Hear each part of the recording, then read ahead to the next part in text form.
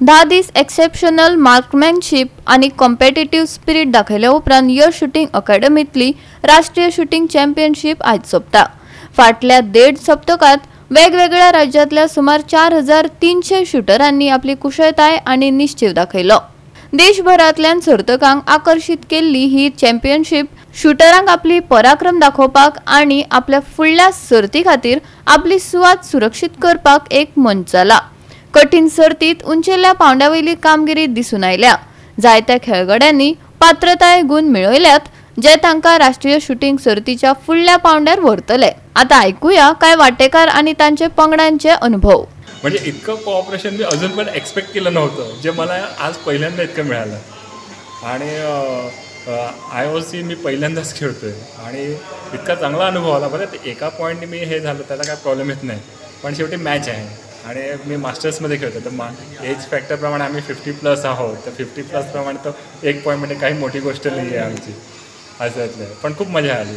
तर आमच्याबरोबर आमची प्रजा होती, आम्हाला बुस्टिंग करायला ते मस्त चेअर करत होते आणि ज्युरी पण होत चांगलं होतं, म्हणजे स्टाफ पण त्यांचा खूप चांगला होता। म्हणजे त्यांनी खूपच चांगल्या प्रकारे कोऑपरेशन केलं आम्हाला। पण खूप चांगला अनुभव आहे। गेम खूपच छान आहे, फक्त अजून पाहिजे तितकी हे केली नाही याची ॲडव्हर्टाइजमेंट झाली नाही आहे, किंवा कदाचित तो कॉस्टली असल्याकारणाने माणसं त्याला त्यात इंटरेस्ट घेत नसतील, कारण फायनान्शियल फॅक्टर पण शेवटी एक फॅक्टर येतो ना असं। कारण रेंजेस पण जवळ नसतात त्याचा काय वेळेला।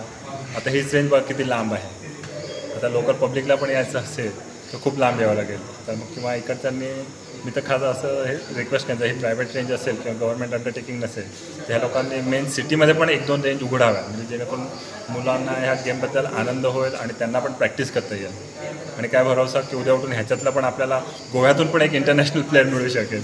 रेंजचा जो माहोल आहे, जो वातावरण आहे एकदम सुंदर आहे आणि छान आहे आणि शांत आहे। ठिकाण एकदम आवडलं सगळ्यांना, मुलांनी खूप एन्जॉय केला आणि खूप चांगल्या पद्धतीने मॅचेस खेळलेले आहेत। पुढे आणखी या पद्धतीने अजून चांगलं मुलं करतील हे अपेक्षा आहे पुढच्या वेळेस। तू खेळलीस का? हो झालं ना। तर इथला माहोल कसा होता आणि एक्सपिरियन्स कसा होता तुझा? छान होता, मला मजा आली आणि मस्त खेळून। इथचा माहोल खूप छान होता, मस्त रेंजचा माहोल खूप छान होतं आणि मस्त स्वीज पण मस्त होते आणि रेंज शांत होती। पेपरवर नाही, पेपरवर थोडासा चिटिंग व्हायची जास्त चान्सेस। स्विचवर मॅचेस इतके छान होतात आणि त्यांना मार्क्स पण दिसतात, त्याच्यामुळे ते स्टुडंट एकदम उत्साहित असतात।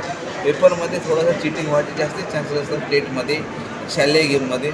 म्हणून हे एकदम हा गेम माइंड गेम असल्यामुळे ह्या माइंड गेमला हे मुलं डिस्पॉइंटेड नाही झाल्या पाहिजे, म्हणून त्यांना हे चांगलं पुढं यश येऊ हीच आमची अपेक्षा आहे।